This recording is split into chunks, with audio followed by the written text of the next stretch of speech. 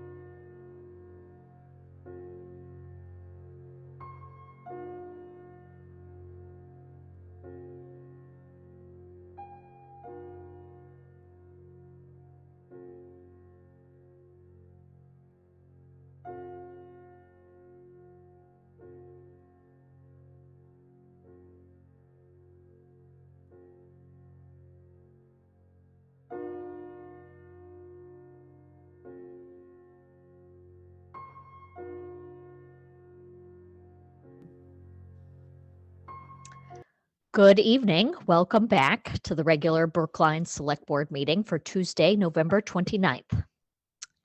News, updates, and announcements. I just have two, I think. One is this Thursday is First Light, which is put on by our Brookline Chamber of Commerce. So don't forget to stop by Coolidge Corner and see all the events going on. Then the other thing that I wanted to mention is next Wednesday, the 7th, there will be a red carpet premiere of the Star Wars crowdsourced movie that Brookline Interactive Group helped put on. And the select board made a special appearance, so you won't want to miss that. More information on that can be found on Brookline Interactive Group's website, but I believe it starts at 7 p.m. Bernard. Yes, as everyone knows, Bobby Nabel passed away peacefully in her sleep on November 15, and she was 86 years old. A long life, very productive life, very good life for Brookline. Bobby was very active in Brookline town politics. She was a member of the advisory committee, a member of the of town meeting. She was a member of PAX. And at last but not least, she was a member of the Martin Luther King Jr. Celebration Committee. There's going to be a memorial service for her at Mount Auburn Cemetery this Saturday.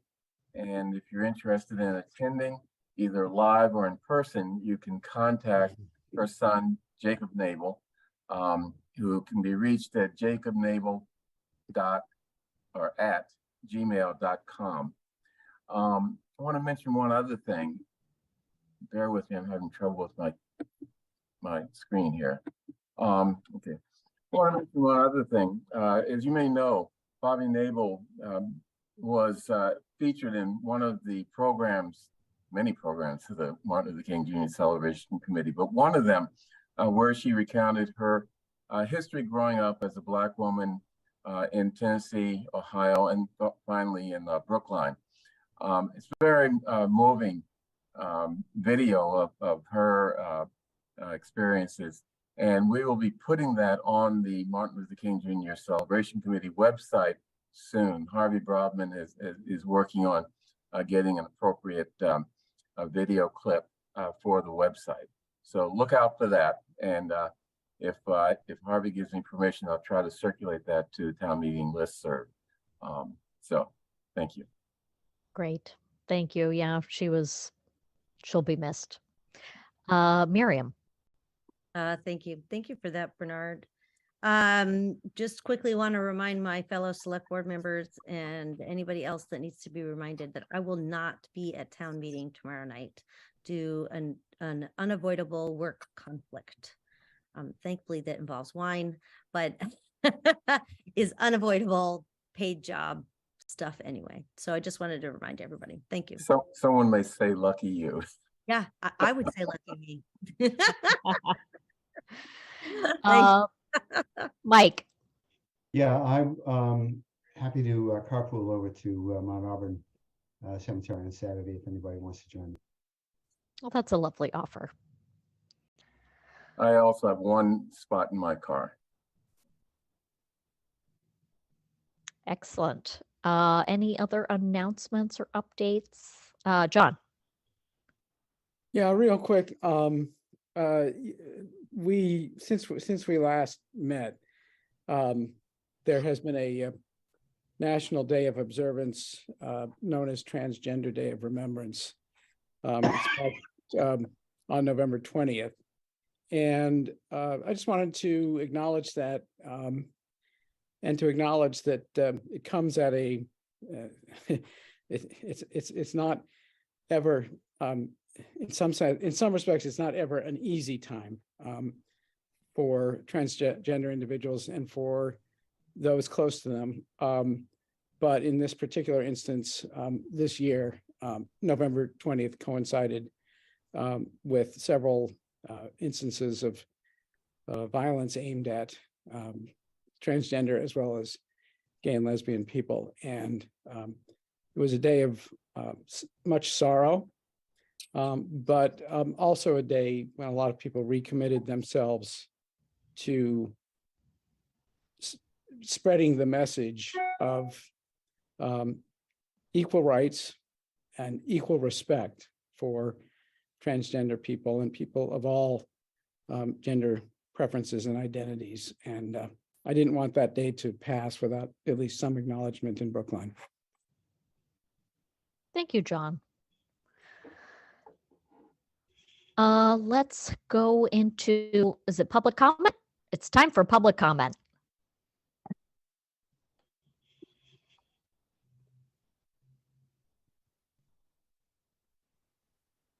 Do you have anything to say, Noreen? Miriam, you're unmuted. Oh, and I have a script, I have a script to read. Yes, you do, John. That I do, and here it goes. Yeah, this is the opportunity for those on the board to hear the public's perspective on issues in Brookline that matter to you. We do have a few rules. Please limit yourself to 3 minutes. You don't need to use the entire time, but you may if you like. Please refrain from personal attacks and from addressing personnel issues. Members of the public sometimes raise questions, and we'll do our best to get you an answer to the question. We may take some time to work with staff to get you a more thorough answer. And as for your comments, we'll let you know when you have 30 seconds remaining and when your time is up. And if you have more to say, you can always send an email to board members expressing your thoughts in greater detail. And Devin, do we have anybody for public comment, excuse me? The first person signed up for public comment is Jocelyn Murphy. You've been promoted to a panelist. You can unmute and share your video if you're comfortable, and your 3 minutes will begin.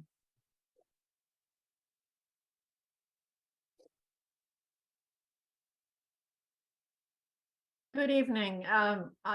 Preliminarily, I want to say, Bernard Green and John Van Scoyoc, I appreciate your comments about your previous comments. I will be brief and certainly within 3 minutes. My name is Jocelyn Murphy, a town meeting member from Precinct 16. On October 18th, 2022, each of you approved an action plan recommended by town staff to address the significant rat population in parts of Brookline. There is no doubt whatsoever that the town has a responsibility to address this problem, which has been the subject of hundreds, if not thousands, of complaints from Brookline residents over the past 2 years. However, one component of the plan includes the use of cruel and inhumane electrocution traps to, quote, bring down the rat population. These electrocution traps lure the animals into an opening with bait, trap them inside, elevate them into a chamber, and then electrocute them for 2 minutes. While they're being electrocuted, the trapped animals are awake and conscious for at least 16 seconds, maybe longer, until they die. 16 seconds may not seem like a long time to you, but to an animal trapped in a tiny chamber, it must feel like an eternity. In my view, this is torture. According to the American Veterinary Medical Association Guide to Euthanasia, electrocution induces death by cardiac fibrillation, which causes cerebral hypoxia. However, animals that are electrocuted do not lose consciousness for 10 to 30 seconds or more after the onset of cardiac fibrillation. The guide states that it is imperative that animals be unconscious and insensible to pain before they are electrocuted. According to a report provided to the Cambridge City Council, the deployment of 40 electrocution traps for 6 months at a cost of $50,000 killed a total of 533 rats, or 2.2 rats per trap per month, costing the city $93.82 for each killed animal. It is well known that poisoning, drowning, and trapping rats is only a short-term solution that results in rapid repopulation. There is a safe, non-toxic, humane alternative to these cruel, inefficient electrocution traps. ContraPest is a contraceptive product that is safe, non-toxic, and a humane solution that has longer lasting effects. It is used in San Francisco, Washington, D.C., and even next door in Newton. In fact, Newton's Public Buildings Commissioner informed a member of the MSPCA recently that ContraPest has had great results in that city.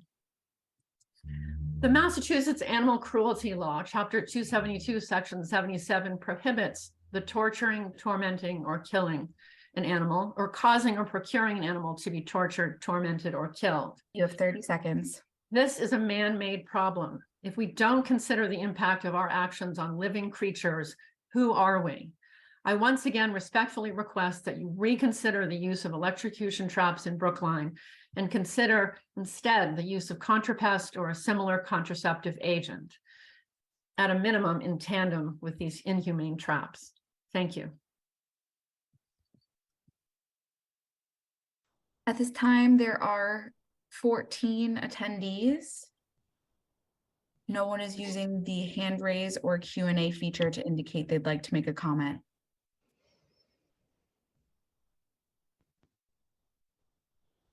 Thank you, Devin. Then we will go into the miscellaneous agenda. So there are a number of miscellaneous agenda items that have to do with CDBG. John, I understand that you had some questions. Did you want to pull those out, or have your questions been answered? No, thanks to help from staff. I'm satisfied to go forward. Great, excellent. And thank you to Bernard for chairing that committee and working with staff to allocate those critical funds. Bernard. Yeah, if you don't mind, can I say something regarding the public comment? Oh, sure. Okay. You know, I think that even the torture that is used in these electrocution pits is much better than the torture that animals go through in nature as a sort of natural process of, you know, life and hunting. And I'm not objecting to them, but I think I would like to ask, you know, town administrator or the health director to just look into the use of those contraceptives. You know, I forgot what they're called, contrapest, as possibly something to either supplement or replace to the extent that that's feasible, you know, for dealing with the rat problem. Because, you know, when you kill rats, they do come back. They're very, you know, fertile animals. And I think the contraceptive approach could be more effective long run, although maybe not immediately. So I'm not suggesting that we eliminate these other techniques. So that's all. No, thank you for that. And so it's a point well taken. And we have looked into this issue, and we will continue to reevaluate. I think the nice thing about this plan is that it provides for reevaluation. If something is not working, we will absolutely consider alternatives. The kind of balance there, and you can see, I'm happy to refer Cambridge Day, for example, recently had an article, a lengthy article about Cambridge's process on this that I think the commenter actually referenced in the, you know, cost per rat killed. Cambridge has been reluctant to implement this program because of the similar cost and the concern that it is as soon as you release it, the rat population is restored. As the commenter, I think, very astutely pointed out, this is a problem that has significant human contributions to it. And so while stabilizing the rat population and bringing it down in targeted areas in the immediate term by use of traps is part of the plan, the other bigger part of this plan is keeping the population down and changing human behavior to ensure it doesn't come back. So we're happy to provide follow-ups as necessary, but our thought on this is we will continually reevaluate this. We are not wedded to a program. If it doesn't work, we will come back and continually try and figure out a way to make it work. Thank you.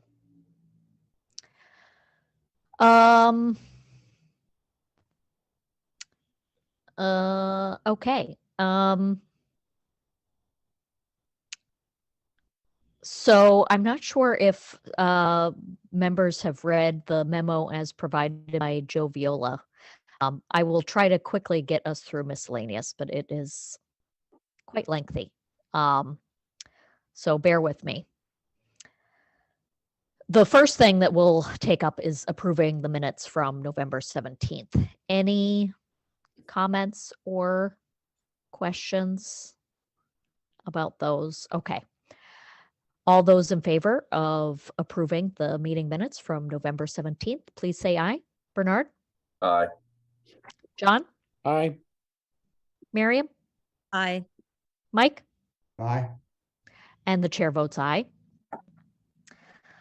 Now I will move approval of the miscellaneous agenda. Question of awarding and executing contract 22-3 complete streets improvements on Beacon Street, Harvard Street, and Hammond Street with Richard D'Ambrosio Incorporated in the amount of $206,085.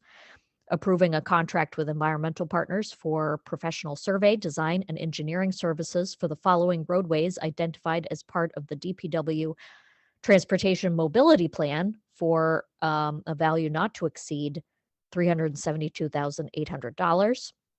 And then approving and authorizing the chair or her designee to execute the following fiscal year 2023 CDBG subrecipient agreements.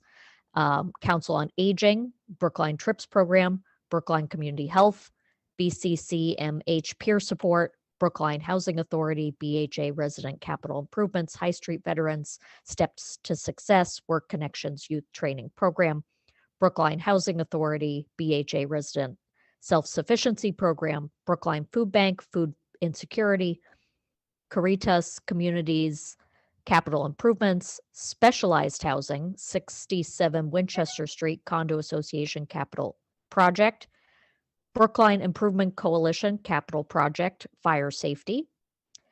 And also question of approving the following budgets for the fiscal year 2023 CDBG grant allocation per the fiscal year 2023 CDBG annual action plan, which includes program management, program administration, housing administration, affordable housing, economic development, small business assistance program.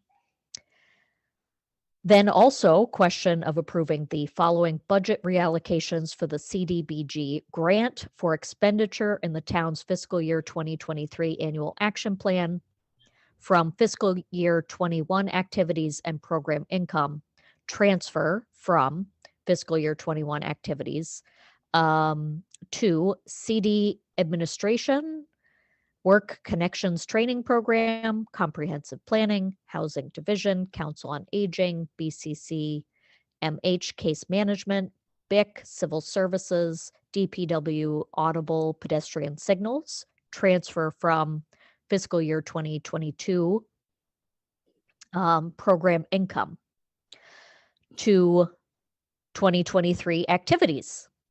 And they are affordable housing, BHA Capital Projects, Caritas Communities, BIC Fire Safety, for a total of $82,820.63.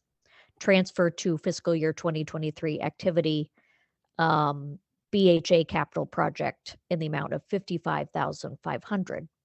And then 2 temporary liquor licenses. One is approving a temporary all alcohol beverage sales license to Jeffrey Crosby, doing business as the Lars Anderson Auto Museum, for a holiday party on Friday, December 9th, 2022 from 6 p.m. to 9:30 p.m. at 15 Newton Street. 50 people expected to attend. And finally, approving a temporary all alcohol beverage sales license to Joe Nolan, doing business as the Lars Anderson Auto Museum, for a holiday party on Saturday, December 3rd from 6 p.m. to 11 p.m. at 15 Newton Street. 75 to 100 people are expected to attend. Any comments before I call the roll? Seeing none, all those in favor? Bernard? Aye. John? Aye. Miriam? Aye. Mike? Aye. And the chair votes aye. First up on our calendar is more police promotions. Do we have the chief?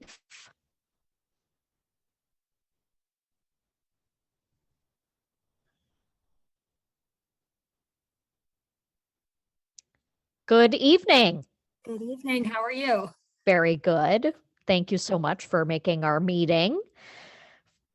I appreciate you having me back, and this time to request the authorization to promote 3 officers to the rank of Civil Service Sergeant. Great. Any questions from select board members? Their names are on our agenda, but Chief, if you would just read out those names. Do you want just the names or do you want to hear a little bit about? We would love to hear a little bit more about them. Okay, oh, thank you. Okay. So first up is Officer Carrie Keaveney. Officer Carrie Keaveney has been with the Brookline Police Department since 2016. She's currently assigned to the Patrol Division on the day shift. She has a bachelor's degree from Boston University in Business Administration. She's received many professional certifications, including sexual assault and human trafficking investigations, advanced crisis intervention training, and advanced roadside impaired driving enforcement training. Next up, Detective Keith Lacey, who's been with the Brookline Police Department since 2000. He currently serves as the department's intelligence officer, as well as our liaison to town council. And he served for 4 years in the traffic division as a crash reconstructionist. Detective Lacey has been a key part of the department's success in achieving reaccreditation for the past 3 cycles. He currently serves as a member of the department's honor guard and as an active member of our peer support and critical incident stress management teams. Detective Lacey is a lifelong resident of Brookline, an active volunteer with St. Mary's Parish, and a current town meeting member in Precinct 5. And third, Officer Tim Yee, who's been with the department since 2010 and is currently assigned to the Patrol Division as well. In addition to his assigned responsibilities, Officer Yee has been serving the department as a firearms instructor, an MPTC certified instructor in both CPR and first aid, and he's our liaison to Transformative Healthcare, the town's current EMS provider. Officer Yee is a member of our special response team and a certified special operations aid and rescue tactical medical provider. He holds a master's degree in criminal justice from BU and a Bachelor of Science from WPI. In addition to his years of experience with the department, Officer Yee continues to serve as a member of the United States Army Reserve as a captain, where he oversees logistics and training for over 1,300 soldiers. Excellent. Thank you so much. Any comments from select board members? Mike, is that a finger up? Yes, that's, I just want to say it's very impressive to listen to the credentials of really all of the people that Chief has brought forward in the last, this is the 3rd or the 4th round that we've had. It's just a very positive, it leaves a very positive impression of the quality of the people in the police force. Thank you. I am. Oh, sorry. No, I was agreeing and thanking you for saying that. John? Yeah, just to echo what Mike said, and you know me, I'm going to do my broken record thing here, which is to ask, is there going to be a pinning ceremony? And if so, might there be some folks like the select board invited and to share in that? And you can say no, you know. No, that's on me. I should know by now. You're right. So the plan is for Friday. I don't have an exact time yet. We're waiting to hear back from the town clerk on his availability. I would imagine Friday morning, either 10 or 11, but I will make sure you get that information. It's nice to have you in attendance. That's great. And just to share with the public, there was one such occasion. What was it, like 10 days ago? I mean, time passes so quickly. But there were so many officers with their families there who were earning well-deserved promotions and being, congratulated on those promotions, that they had to move it to the library 2nd floor meeting room. And it was a great occasion. Our town administrator was there, and so was Bernard, and I just know that it's always great to. It's a privilege to be part of the recognition of people who have earned promotions and who are finally not only receiving the promotion, but having a chance to share that happiness with their families. So I do appreciate that others can attend as well. Of course. Well, let's make it official. All those in favor of approving the following promotions within the police department: Officer Carrie Keaveney to the rank of sergeant, Officer Keith Lacey to the rank of sergeant, and Officer Timothy Yee to the rank of sergeant. All those in favor: Bernard? Yes. John? Yes. Miriam, Yes. Mike, Aye, yes. and the Yeah. chair votes aye. Thank you so Okay. much. We'll try to attend. Just let us know what time the ceremony is. I sure will. Thank you very much. Great, thank you. Okay. Now, warrant article discussions. Keep in mind that we have three grant of locations. I am gonna try to bundle them because I think they are all N-Star, and then we have the tax classification that was technically posted for 5:30, which is 4 minutes from now. So Mhm. what do we absolutely need to get through right now for warrant articles? Do we have Melissa?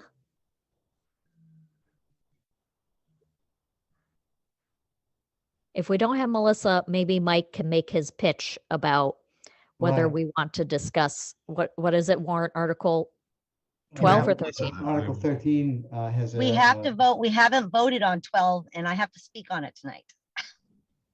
Right, and so we definitely need to deal with that, and that has a couple of amendments. Article 13, we have voted on, and that has an amendment that I thought looked pretty interesting. I'd love to be able to have a chance to discuss that and get a sense of what, since I'm speaking on that one, I'd I love thought I to get was a speaking sense on of what the board wants to do with it. Okay, John, your hand is up. Yes, because I'm not sure we can discuss amendment to Article 13 because Article 13 isn't on our agenda. But if I'm wrong about that, people can correct me. Right, well, it does say other articles or other reconsideration, so It says not limited to. yeah. Now, some Oh, people okay, are okay. uncomfortable with, that we're supposed to list everything, but I believe that we've been challenged about this before with the Attorney General, and as long as we say that we are considering and reconsidering warrant articles, it's fair game. And I should have noticed that language. So I withdraw my comment. Okay, so let's deal with the one that actually is on the agenda. Bernard? Yeah, on Article 13, I understood I was going to be presenting on that, number one. And number two, I don't think there's an amendment, but rather a motion to refer unless something has come up that I missed recently. Well, hold that thought because Okay. I'm seeing a little bit of surprise from Mike about who's speaking on Article 13. Let's get to 12 because that's definitely going to come up tonight. It was on the agenda, and Miriam needs to report about our deliberations. So, Melissa, will you, in like one sentence, describe what this warrant article intention is? I think I can describe what you're considering in terms of the resolution that you currently have, the advisory committee motion, and then there's also a supplement, the Grossman Ananian motion. And so Ryan Black did indicate that he is in the audience if you need that explained to him, the difference between the two. Oh, sorry, you're here for 13, Ryan. So I think that's pretty much what I can tell you about, kind of where it's laid out in the combined reports. I haven't looked at the nuances between the two versions of the resolution. Okay. 12 is the one that is is it a demo delay? 12 is a resolution. 11 and 13 are amendments, and 12 is the resolution. 12 is do the what? resolution urging the planning department. I'm pulling this up now to make sure I have the exact and correct language on this. 12 is the resolution that says here.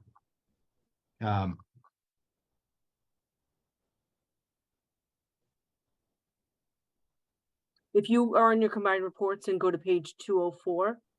The resolution for the advisory committee starts, well, actually, it starts on 203 and concludes on, PDF. yep, in the PDF. And then the supplement 1, which is the Grossman and Nanian motion, starts on page 208, supplement 1. And that actually has it lined against the AC motion, so that might be the easier one to follow. Okay. I know that Scott did file yesterday a document which clarifies all the votes from 11 through 13. That's found under supplement number 3 under Article 11. So, but it's, if you wanted to jump into 12, you'd be looking at the second page of that motion. So what does warrant article 12 seek to do? Something It's a with the planning. resolution that department. urges the Department of Planning and Community Development to consider measures to reduce the number of demolitions in Brookline, such as reducing FR, developing neighborhood sympathetic form-based zoning, allowing a greater number of housing units if the principal structure is preserved, perhaps through preservation restriction, allowing the creation of neighborhood conservation districts, extending the demolition delays, requiring demolition applicants to make a documented good faith effort to sell the property to someone who will reuse it, extending the special permit for demolition required to certain other parts of Brookline, and extending the design review special permit requirement that applies to any substantially complete demolition of a structure in Coolidge Corner, the design overlay district in Coolidge Corner, to certain other points of Brookline. Got it. Okay. Now this is jogging my memory. Miriam has her hand up. Sorry, thank you. So to me, I'll just start out by saying that while this is a resolution, in my mind, it's essentially the same kind of strategy that I see in warrant article 11 in terms of demolition delay. The things that I read in this resolution essentially just make housing more difficult, more expensive, and do the opposite of what it is I think we talk about wanting to do, which is making it more accessible and more affordable. So I don't actually support the things in this resolution, and I don't support the planning department thinking about instituting these things in this resolution. So I'm going to be voting no. Now, I'll just say that if for some reason we don't vote no action on this, then just keep in mind, I'm supposed to be speaking on these tonight. So we'll have to take that under consideration. But for me, this is no action for the same reasons that I voted and will vote no action on 11. Thank you. Mike? So I am slightly confused, but that's sometimes a normal state of affairs. I thought that I was speaking on all three of these together. I don't mind speaking on one or all or any two or none for that matter. But we just need to straighten that out for the moderator so that she knows what we're doing. Yeah, let's concentrate on the debate because we've got the the clock is I ticking, appreciate that. and we can So- solve that problem behind the So I scenes. think the heart of the matter, as far as I'm concerned, I'm very much in line with what Miriam said. The explanation for Article 12 suggests that the greenest building is one that already exists. And I find that to be ludicrous, honestly. If that was true, we'd all be living in homes, and we observed that, we'd all be living in homes reminiscent of Sturbridge Village or Plymouth Plantation, and maybe with a heat pump. It just, the whole approach to this article, the idea that demolitions are a bad thing per se, is very troubling. And I really couldn't possibly support this. John? I'm going to have to differ with my respected colleague, Mr. Salmon. Let's be clear, the greenest building is the one that exists, is a statement about embedded carbon in buildings and the consequences that have to be taken into consideration in terms of the embedded carbon that is in buildings and that is lost whenever there is a demolition, and that has to be weighed against the cost of whatever the advantages of whatever you gain from the new building. So that's all that statement means. But I want to just say that the planning board's recommendation in favor of this article convinces me that this is something the planning board agrees would be beneficial to be studied. And let's be clear that that's what happened, is that there was originally a proposal to actually make a change in the zoning bylaw, but it then evolved into a resolution to have the planning department do a serious study of the consequences of demolitions, including the consequences for the preservation of affordable housing, much of which is in housing that gets demolished and replaced with sometimes luxury housing. So I think there's a lot to be gained from studying the consequences of demolition. And I think there isn't too much downside to taking a little bit of time to pursue that. And since we have the enthusiastic support of the planning board to go ahead and do this, I think the select board should get behind this as well. Chaz? I just want to clarify for the select board, so you're all aware too of the amendment to the extent that it impacts your discussions. The amendment that was submitted by Simon Grossman and seconded by Scott Ananian to this contains some minor changes. And again, as Melissa pointed out, it's on pages 2 through 4 of the supplement number 3 to Articles 11, 13. The amendment suggests that neighborhood sympathetic form-based zoning should be conducted in a manner consistent with the State Zoning Act, MGL 40A, suggests that that the demolition delay be extended except as it pertains to affordable housing as defined in our bylaws in section 4.08, and requiring demolition applicants, as opposed to the original resolution, which suggests that the documented good faith effort be made to sell properties to someone who will use or repurpose it without demolition, to use or repurpose it to achieve Brookline's affordable housing goals.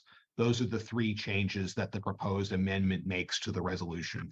So otherwise, the resolution is intact. It's just a suggestion from those town meeting members to include language about consistency with 40A, exempting demolition delays for affordable housing, and then the sale, good faith effort sale, to be in accordance with affordable housing goals as opposed to non-demolition goals. So that's the proposed amendment in the event that you all want to take that up as well or in tandem. Great. Thank you very much for that clarification. I myself am loath to weigh in on what people can do with private property. I also don't really agree with, I guess, the what's the word for it? The assumption that our value is to not demolish. So I live in a 3-story walk-up. It predates a lot of the homes in Brookline. I had the opportunity to actually find it in the Brookline room at the library, at the main library branch. And this building existed on an 1830 map. And I can tell you that if it were to ever be demolished, I assume that it would be a much more energy efficient building than what exists today. It has been retrofitted a lot over the years. Our windows, you can actually feel the cold wind coming through because the windows have not been replaced over the years. They are still the drawstring. And it is not energy efficient. So I understand that, an existing structure, trees had to die for it to go up. But if you look at the totality of the net, I don't know, really kind of depends on what the time span is that you're looking at. But you can make numbers do a lot of if you know how to adjust them. So I'll just leave it at that. Bernard? Excuse me. Yeah, I'm not sure what I want to say, but I support this warrant article. However, I think it's unfortunate, and I just want to make this statement so that maybe someone will not do this in the future. It's unfortunate that no matter what the issue is, we always try to get a hook, either environmental hook, racial justice hook, or some affordable housing hook in order to say that this idea is connected to everything. And it's not always the case. I think, we're dealing with a situation here where it's not always the case. There are a lot of reasons to encourage the planning department to do the things that are listed in the article that are important. The idea that we want to maintain old buildings because of embedded carbon, I agree with, I think it was Mike, that makes no sense. We would be stuck in the caves or whatever. And the fact of the matter is that, replacing old buildings sometimes increases their, reduces the carbon footprint of, the building that it replaces them significantly. So I just wanted to, make that statement that, that is not an absolute principle. It has to be looked at within a much broader context than just, we're worshiping the embedded carbon in old structures. So we do have to keep things moving. I think we've had a pretty robust discussion about this. I feel like I can probably move no action on the underlying warrant article and perhaps the amendment. Let's take up the amendment first, because that one I am less confident about how this vote is going to go. So I will move no action on the amendment because my intention is to move no action on the underlying warrant article. All those in favor of voting no action on the amendment, please say aye. Bernard? Aye on no action. John? Aye. Miriam, did you have a question? Yeah, so I want to vote no. I would vote yes on the amendment if I were going to vote yes on I'm not quite sure how I should vote. Do you support the amendment? I support the amendment, but I don't support the whole, Then what you should do right now is vote no on my motion to vote, to move no action. Okay. And on the amendment, and then this will probably pass, and then we'll take a vote on the underlying motion where I will be moving no action and you can vote aye. Got it. So no. I know, it's a lot of double negatives. Okay, so we'll put you down for no action. You want to take some action. Okay, Mike. No. Okay, then And your vote? Then my vote is aye on no action for the amendment. Now we will move no action for warrant article 12, the resolution. All those in favor, Bernard? No on no action. Okay. John? No on no action. Miriam? Aye on no action. Mike? Aye. And the chair votes aye. Okay. So we also need to get through warrant article 2. I believe that we have to reconsider that because of a late breaking development in our executive session. Melissa, do you want to just explain? I promise we will get to warrant article 13. Sure. The board just in executive session heard the agreement between the town and the engineers. You voted favorable on the memorandum of agreement. So now that that's occurred, you can, in public session, vote favorable action on Article 2. Article 2 will include motions for both library, which you previously had voted on, and then also the engineers as well. Great. Any discussion about this? I will just add that it has been ratified by that union, so that is good. We can tell town meeting that it's not going to be rejected. Any further discussion? I have to move reconsideration, correct? Yes. I move reconsideration to open this back up on warrant article 2. All those in favor, Bernard? Aye. John? Aye. Miriam? Aye. Mike? Aye. And the chair votes aye. Now it's open. I will move favorable action on warrant Article 2 that now incorporates both agreements that we will be presenting to town meeting on collective bargainings. All those in favor? Bernard, Aye. John, Aye.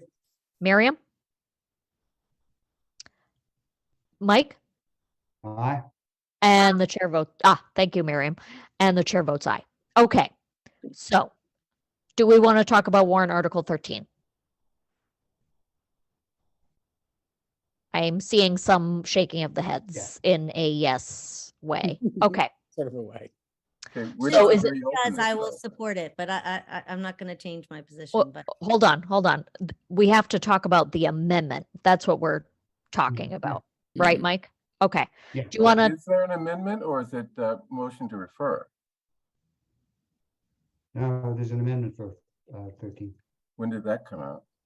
The, So so maybe you ought to. There's there's speak- two, you ought there's to two speak different up. items. You have, okay, Melissa. if you're following your, the bookmarks are the easiest way to follow this.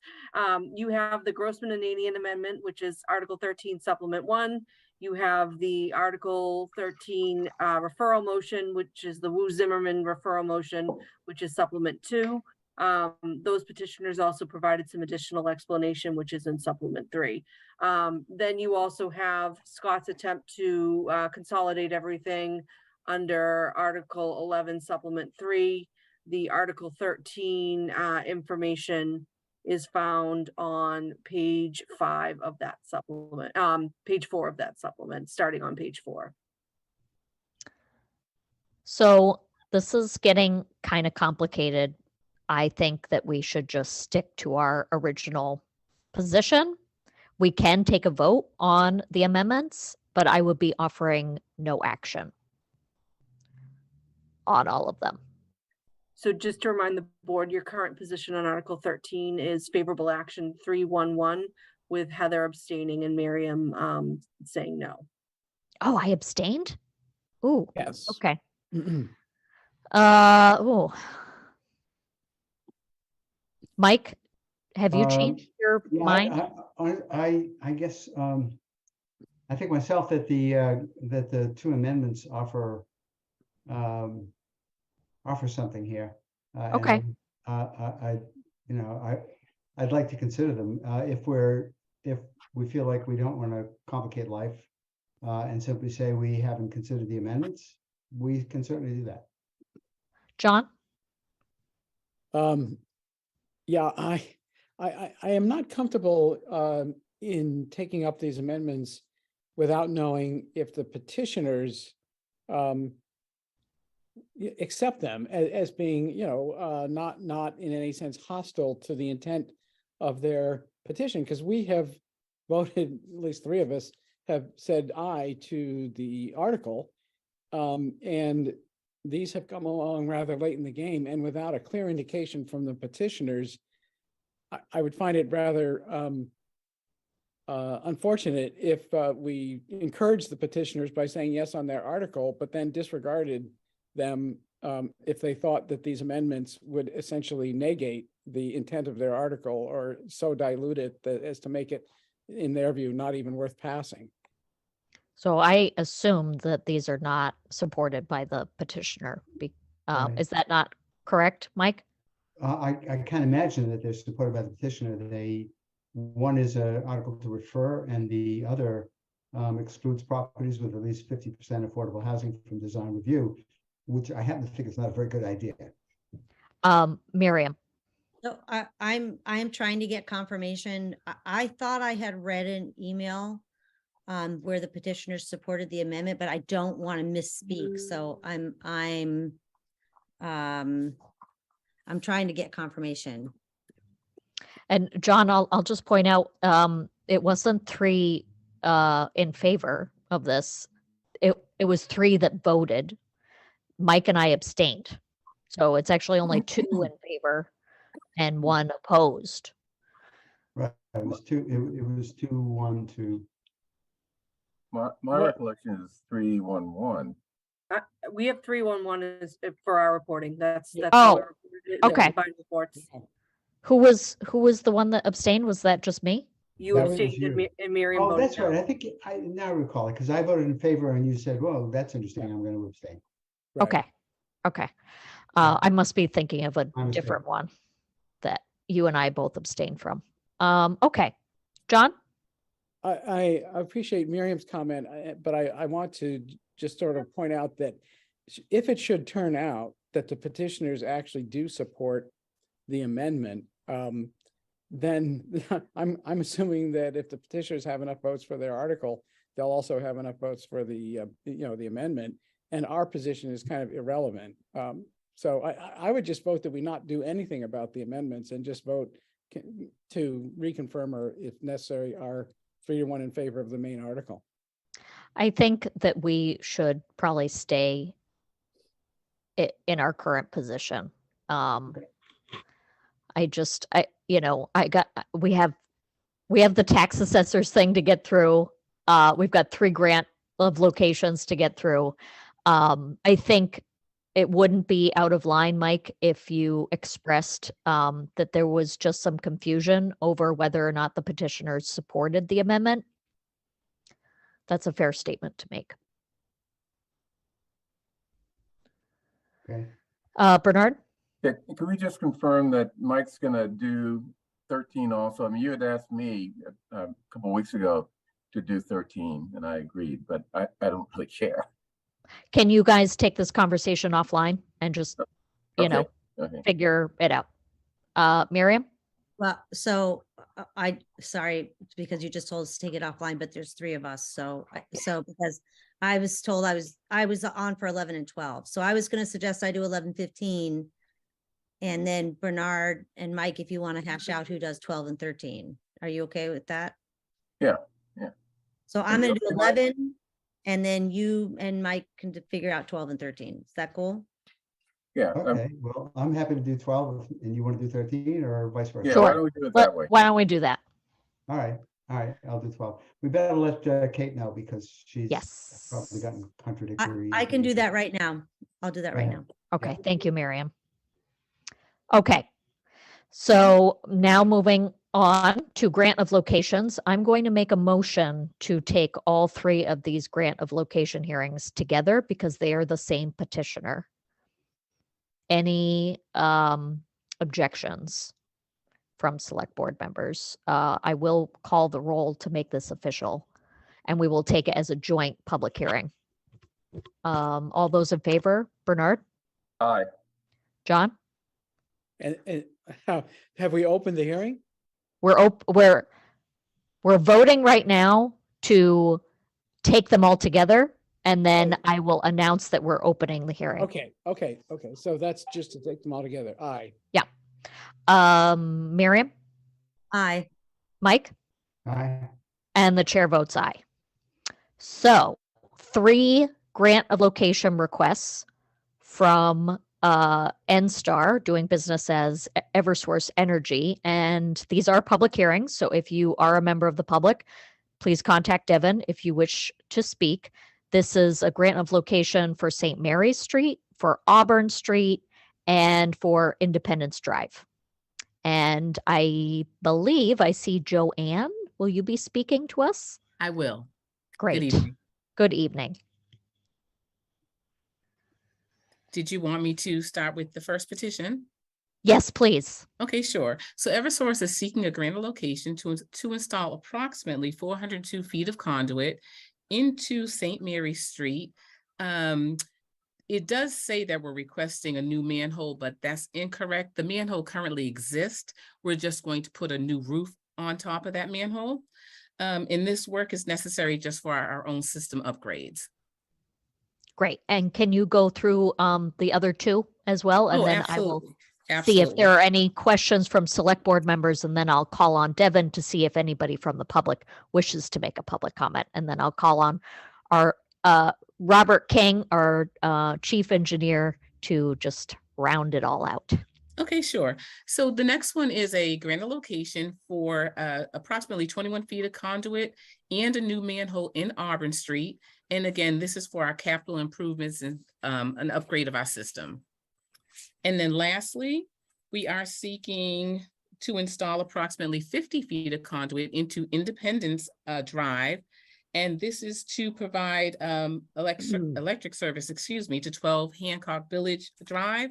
They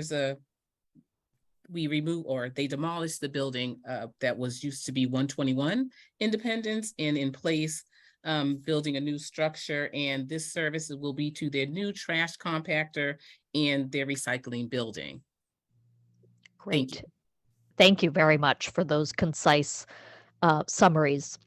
Any questions from select board members? This seems pretty straightforward. Anyone from the public wish to make a public comment? At this time, there are 9 attendees. No one has used the hand raise or Q&A feature to indicate they'd like to make a comment. Great, thank you. I will close the public hearing. Mr. King, do you have anything to add? I assume that, this was noticed to abutters and whatnot. Good evening to the board. Rod King, Director of Engineering and Transportation. So yes, through the chair, all abutters were notified of this request for each of these 3 grant locations. The team has done a complete review. I've done a review, submitted to the commissioner, and we recommend favorable action on these asks. Thank you. Great, thank you very much. Any further discussion from the board? Seeing none, I will take them as separate votes, but I have closed the public hearing for all 3. I will move approval of the petition for NSTAR Electric Company doing business as Eversource Energy for permission to construct and a location for such a line of conduits and manholes with the necessary cables therein under the following public ways: St. Mary Street southeasterly from just south of Beacon Street to a distance of about 402 feet to a new manhole. All those in favor? Bernard? Aye. John? Aye. Miriam? Aye. Mike? Aye. And the chair votes aye. I will also move approval of the petition of NSTAR Electric Company doing business as Eversource Energy for permission to construct and a location for such a line of conduits and manholes with the necessary cables therein under the following public ways: Auburn Street northwesterly from a manhole approximately 112.6 feet west of Harvard Street, a distance of about 21 feet to a new manhole. All those in favor? Bernard? Aye. John? Aye. Miriam? Aye. Mike? Aye. And the chair votes aye. And then finally, I will move approval of the petition of NSTAR Electric Company doing business as Eversource Energy for permission to construct and a location for such a line of conduits and manholes with the necessary cables therein under the following public ways: Independence Drive northwesterly from a manhole, approximately 280 feet southwest of Jerry Road, a distance of about 50 feet to private property at numbers 117 through 113 Independence Drive. All those in favor? Bernard? Aye. John? Aye. Miriam? Aye. Mike? Aye. And the chair votes aye. Thank you very much. Thank you to the board. Have a good night. Thank you. Okay, so we are moving into the tax classification discussion. Miriam? Just quickly, I did find out the petitioners did not support the amendment changes. I just want to make sure 'cause I Okay. didn't speak. Right. and see And something I else. have a text from Kara saying that if the referral to the planning department passes, we would simply resubmit it in the spring because, this is a quote, "There's no issue to solve here." Okay. I don't want to get into this unless we have extra time at the end. Thank you, Bernard. We've got Rashid, we've got Harold Peterson, and let's get into tax classification. And if we have time at the end, we will take this up again. Well, I you don't promise. need to. I just wanted to make a point. Okay. Tax classification. Hello. Hello, thank you, Madam Chair, members of the board, good evening. My name is Rashid Balsin, I'm the Chief Assessor. Tonight I also have with us Dr. Harold Pearson, member of the board, and Mark Mazur. And I believe our new Deputy Chief is in the audience. His name is Jonathan Frank. If I can share my screen.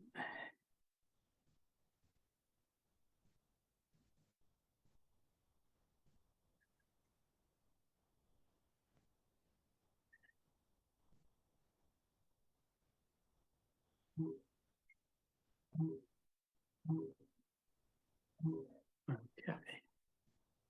Can everyone see my screen? Great.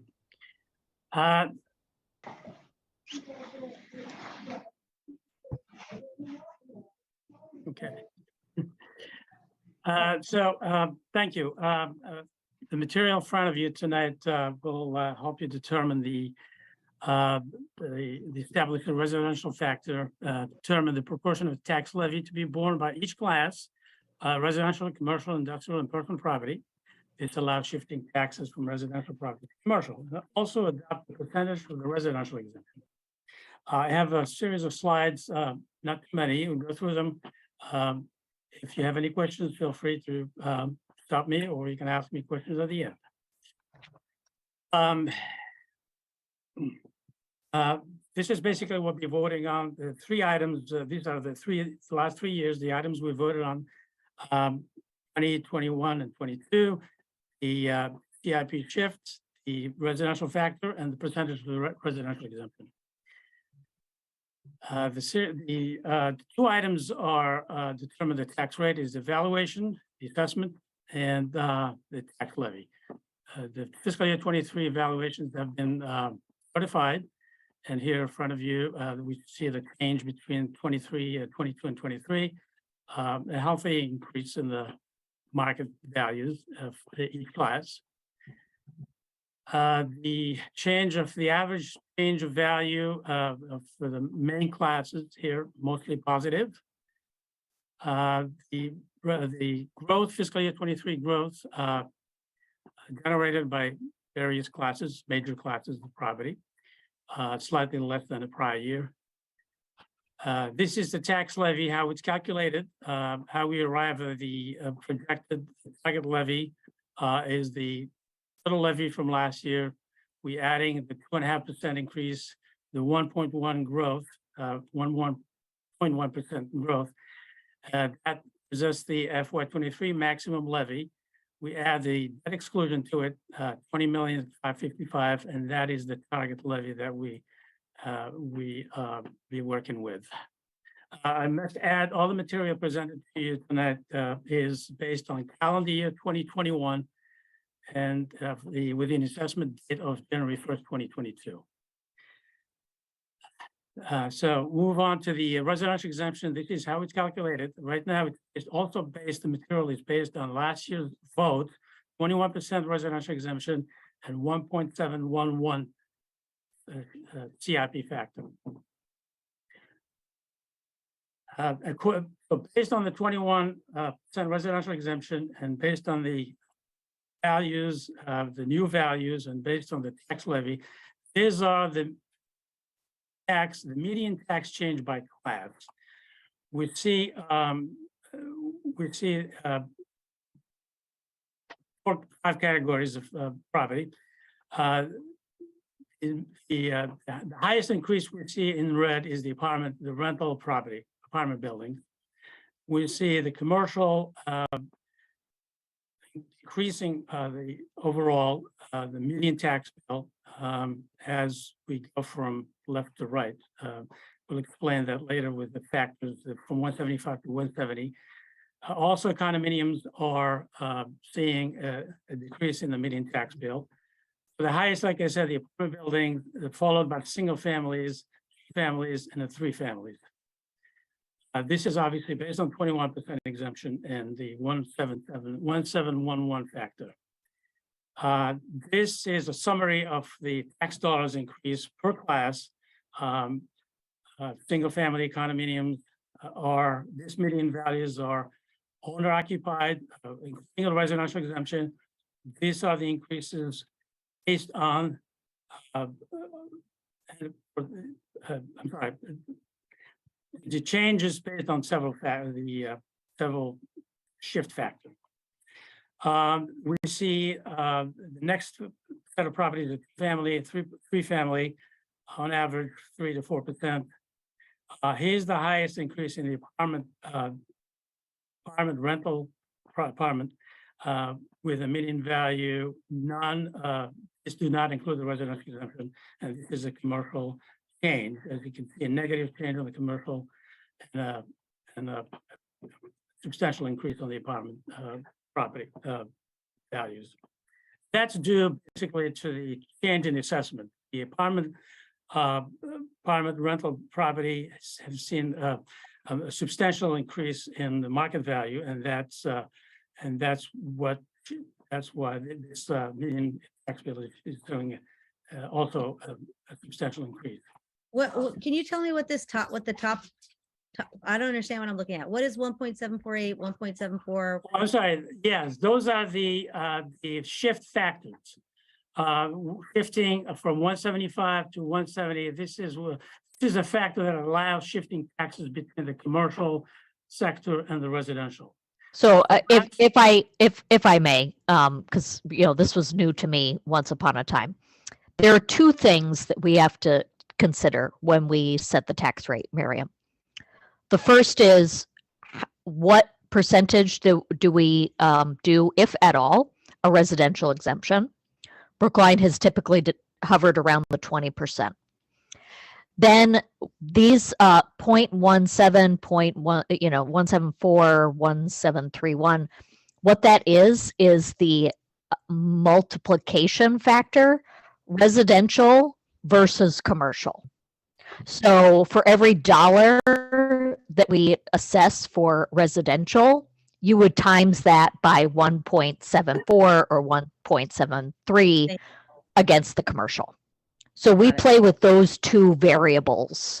And don't worry, we're not voting on this tonight. So I can talk with you offline about, how to look at these graphs, because it took me 2 or 3 times to really digest what I'm looking at. Yeah. Particularly, we can shift 75% taxes from residential to the commercial, up to 75%. Historically, we voted factors between 1.7 to 1.75. So again, this is the increases, and then these are the factors that we need to vote on. That shows the increase in the tax, the changes in tax rates, and the new tax rates in red, and the changes from prior year. And these options are all available. All of them do not exceed the actual levy. They're below the actual levy. As you can see here, this is a tax levy capacity row. They're all in red. They're all under, so they're all available to vote. This is I'm highlighting the fiscal year 22 selected factor is 1711. That's what we voted last year. And again, all these factors are available for a vote. This is again the residential exemption based on the new tax rate, the tax dollars. Last year's were 3165. This year's there will be at this different tax rate. This is the amount that will be in tax dollars at 21%.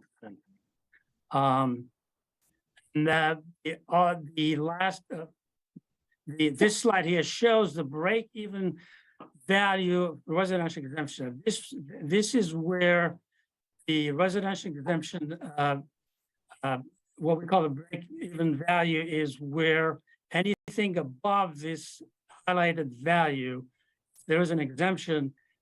Properties assessed below this value will take advantage of the residential exemption. After that value, the property will pay more taxes if there were residential exemption versus if we didn't have an exemption. So we call it a break in the value. That is a 21%. We also have some other options that if the board would like to see at the residential exemption at other options at 19, 20, and 22%. We'll be happy to show slides. And that's pretty much where we are at. So don't forget to use your hand raise feature because we're in presentation mode and it might be difficult for me to spot a hand, you know, like a wave of the hand. I remember us taking this up last year, and I think I have some misgivings as to how the vote went last year. What I would like to do this year is really understand our commercial tax base a little bit more. So Rashid, I realize that you may not have this information for this meeting, but what I would like for the next meeting when we decide to vote is to have a better sense of how many small businesses, and the definition that I'd like to use is a business that employs less than 50 people and that is not a chain, whether that's a regional chain or a national chain.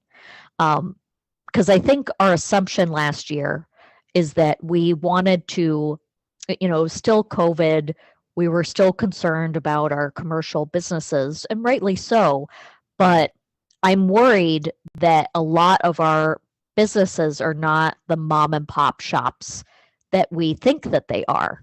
So are these entities able to absorb more than our residents? And I want us to have a fuller picture, because as Rashid said, the levy is the levy. We're choosing to assess who has to bear the burden. And I just want to know, it's very difficult to assess residents' capacity to pay, as Harold Peterson would say.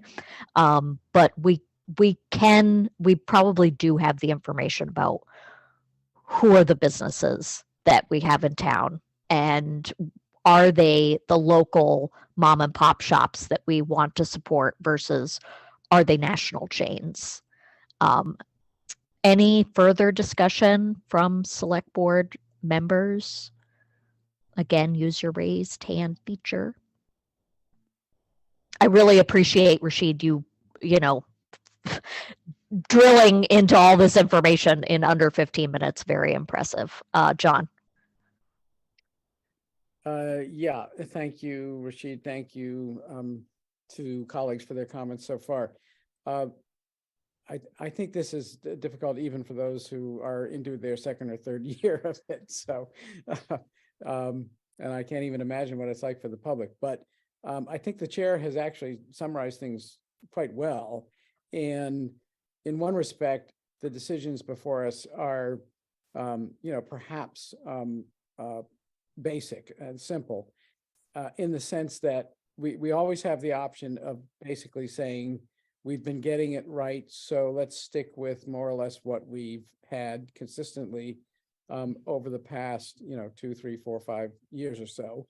And if you look at some of the information in the presentation so far, you know, you'll see certain things that are consistent, and our assessor has pointed these out, that the shift usually is somewhere in that range of, you know, 1.7 to 1.75.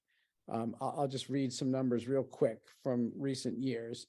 You know, 1.748, 1.74, 1.731, 1.722, 1.714, 1.704. So there's been a little bit of a decline. That was for the medium 2 family, just as one example. Or excuse me, that's the shift, and that I was looking at the table that referred to how that would impact medium 2 family. Forgive me for that last a little bit of error there. So those have been the shifts the last several years. Do we want to go from 1.704 to something that is more like we had a few years ago, which would have been what, 1.731, or even a few years before that, 1.748. Those are the kinds of decisions before us. And then the other is the residential exemption, which has pretty much stuck to 21% for several years, maybe 20% at some point in the recent past. And I hope that boiling it down to those two things, as our chair has done, helps all of us to understand that. The one thing I would say about the concluding remark of the chair is, yes, it does come down to who do we think can best shoulder the burden. And there are actually some classes that are doing really, really well with these shifts. And I'm not sure I want to see them, not do well. But I do think we got to consider the implications of some classes of property being in the 4% tax increase range, other classes of property being in the 7% impact range, and some classes of property being in the beneficial range of seeing their tax impact actually shrink, to 1 or 2%. So I do think those are the things we've got to look at pretty hard. Thank you, John. I'm going to take Harold first, and then Mike has his hand up. I just wanted to offer the alternative of considering a 20% residential exemption. I would hope the board would look seriously at that and the implications of that. It's my belief, I say this more as an economist than as a member of the Board of Assessors, that the residential exemption is a serious impediment to housing affordability because it makes it very attractive to convert to condos. This reduces the supply of rental housing and tends to drive up rents. I'm not saying that that's the cause this year, but over a period of time, I would certainly expect that the residential exception reduces supply of rental housing and drives up rents. And thus makes it more difficult to come in. I came in here as a renter and it was 12 years before I could buy. I want people to be able to come into the town, and many would have to come in as renters. Thank you. Thank you, Harold. I will definitely be calling you offline because I guess I would have assumed kind of the opposite, that the residential exemption would make it a little bit more affordable for people, but that assumes that you actually have bought. Yes. Well, we can pursue this later if you like, but it makes it, anytime a property comes for sale, an apartment building or a 2 or 3 family house, it could be bought by a developer who would maintain it as rental housing or bought by someone who would turn it to condos. The residential exemption makes condos much more attractive. People are more willing to pay a higher price for a condo. And this tilts the balance toward conversions, toward condos. And if it reduces the supply of rental housing, it drives up rents. Interesting. Mike Salmon? That's a really interesting point. Thanks, Harold. I just want to say, Rashid, this is, maybe because I've spent so many years on the advisory committee, that I followed this and really enjoyed it. It was very useful to me to get know where some of this stuff is. And I don't know whether you make an annual presentation of this to the advisory committee, but I would suggest that it would be very helpful to them to understand the enormous reliance on residential real estate and where the reliance is in class of residential real estate, which is, really the current chart that's up there certainly shows that. Careful there, Mike. They might actually think that they get to weigh in. They should know what's going on, and this is really helpful in understanding a lot of very broad issues that that the advisory should know about. John. I was going to ask Harold if a shift from 21% to 20, could really make that much difference. I guess, everybody can form their own opinion as to what that much difference is, but I do see some very helpful charts that show graphically the difference between a 21% exemption or a 22% exemption, 20% exemption, and a 19% exemption. So the question is answered in the charts. I wonder if Harold would like to weigh in as to whether that is an argument to go even lower than 20. Harold? I think that would be too dramatic a change for Brookline at this point in time. I mean, if I had my druthers, if I were czar, I'd abolish it, but that would make no sense at this point in time. I mean, I would not go below 20. I don't think, but. Okay.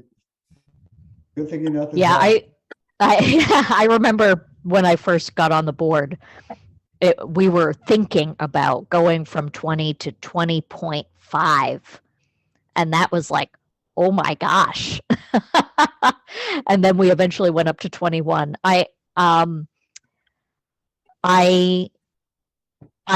think I would prefer us to go back to 20%. I could be persuaded. I really need to look at these numbers, and I got to sit down with some people who I trust, who understand these figures a lot better than I do. I'm not as ignorant as I used to be. I now kind of have a better idea of what I'm looking at. That comes with a lot of time and a lot of experience. So I'm glad that we are not voting on this tonight, because it's a lot to digest. It's a lot of material. There are a lot of levers, and each one, shifts the burden in unintentional ways. So I will be working offline to come up with a couple, like 2 or 3 proposals, hopefully for next week, to present to the board that I think gets in line with what I've seen the board do over the years, and tries to strike the right balance based on the values that we say that we have. I want to add the 20% is we acted as a board it might be a reasonable option. It has less. It reduces the impact on the multi-building, the single family, 2s and 3 families. It adds a little bit to the condominium. It doesn't affect obviously the commercial sector. It does smooth out increases overall of all classes versus 21%. Lincoln, our new budget director, I saw your hand up, and I didn't even realize that you were in the audience. Hello. Hello. Yeah, Rashid covered exactly what I wanted to say, was just regarding this, regarding the 20%. But thank you, Madam Chair. Yeah. Great. John. Yeah, another question, if I may. Looking at the chart that's up on the screen right now, which is shows us that there would be an uneven impact of the tax change if we went to 20%, but it would be less uneven than 21%, and it would be a little bit more uneven than 19%. What it doesn't explain for me is the continuous trend downward in the share of taxes paid by commercial properties. And I'm wondering if that is related to the trend in terms of the shift, the 1.70, that sometimes is as high as 1.74, but lately has been more down, like 1.71, the shift from residential to commercial. The right of the chart is the 170. Obviously, as you move from left to right from 175 to 170, you reduce the impact on the commercial. It pays less. Right. And that's why at 174, you'll see actually an increase on the median tax bill for the commercial. But at 170, you'll see almost 3% decrease. So that's due to the shift. Also, there's also an increase, the change in values. The residential values increased at a much higher rate than the commercial. Commercial, we only had about a 1.4% appreciation this year. Again, this is calendar year 21. The COVID impact was still in place. Probably the first half We think the first half of 21 was still impacted. It improved the second half, so the values did not increase as much at the same rate as the residential. So the two factors is the shift and the change in investments. Excellent. Did I answer your question? John, did he answer the question? Yeah, yes, up to a point. Okay. Because does this translate into a trend over time that we have observed that commercial properties have benefited from an actual reduction in their taxes, let's say on an, property by property basis? Yes, and because we shifted more towards the residential, and that's why the impact is showing is less impact on the commercial. It reduces their taxes, and I think it started back in 2018 where we started shifting more toward the residential, because at the time the commercial values were going at a much higher rate than the residential. If you remember 17, 18, and 20, even up to 20. And so we started shifting more towards the residential, and that's when they see the impact, the reduction in the commercial tax bill overall.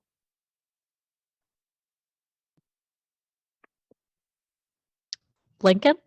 No, I just to add to that, I think I would just want to reiterate what Rashid was saying regarding the values of every class of property are as of January 1st of 2022 for this current fiscal year 2023. So I think to that point, I think market watchers would say that the commercial and industrial personal property, but in particular the commercial property valuation has risen during this fiscal year, but the tax certification process lags that. So, I'm not sure if you can make a direct connection between the valuation of the commercial property as it relates to the fluctuation between the shifts back from, I think I saw the last year we were at 1.75 or almost to 1.75 was fiscal year 2008. So I think it would be sort of hard to make an assumption that that fluctuation down to 171, 173 has had a significant impact on the values, but the real piece that really is affecting the values when we look at it in fiscal 23 is this lag from the valuation date, January 1st, 2022 to what we would see as a likely increase in valuations, perhaps significant as the economy rebounds from COVID. Does that help answer it a little bit? A little bit. Okay. Something else to consider that I've seen pointed out over the years is we have a surprisingly small commercial tax base compared to our neighbors for a variety of reasons. So when you are trying to compare the residential and the commercial, the numbers can get easily skewed because you've got a denominator that is not the same. So changes on one side, we have a lot more residential properties than we do commercial. The other thing that has been useful over the years is to see how many of those properties are condos versus either like apartment buildings versus single family homes. I was really surprised at how many condos we have compared to single family homes in Brookline. So all of those, there's just a lot to consider. So I will work with staff and try to come up with something that I think evenly distributes the burden. And then a couple of other scenarios for us to consider. Thank you so much for this presentation. Thank you. Chair, it's a public hearing now. Oh, it is a public hearing. Okay. Are there any members of the public who wish to tell us which ones we should pick? 2021, 175, 173. At this time, there are 3 attendees. No one has used the hand raise or Q&A feature to indicate they'd like to make a comment. Well, you have a whole week. So use that Excel function. Bernard. Yeah, hate to admit this, but I would really like Harold Peterson to give us offline, maybe you have some written material on his analysis of the effect of the residential exemption at 2.0 on affordable housing. I mean, that's a pretty provocative statement, and I'd like to sort of understand a little better than I do, where you come from. Harold, would you have the bandwidth to do something like that? I wrote something about 16 months ago, and the arguments are essentially the same, so I can simply forward that to all of you if you like. Yeah, I'd appreciate that. And it may just be that I need to, focus on reviewing the materials a little more and thinking about that issue. Yeah. And of course, nothing is ever that straightforward. So I personally like the residential exemption because, and I'm not even a homeowner, but this has come up in more of the short-term rental conversation.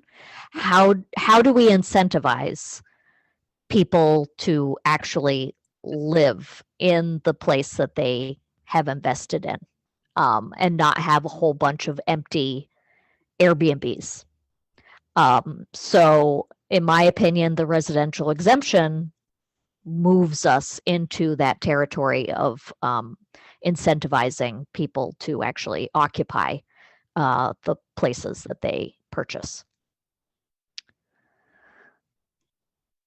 Okay, we will be voting next week on that setting of the tax rate. Thank you so much for everyone who contributed to preparing this presentation much better than I've seen in years past. So I really, really appreciate it. Thank you. Have a good evening. Great. We do have some time left. Do we want to revisit any conversations about warrant articles?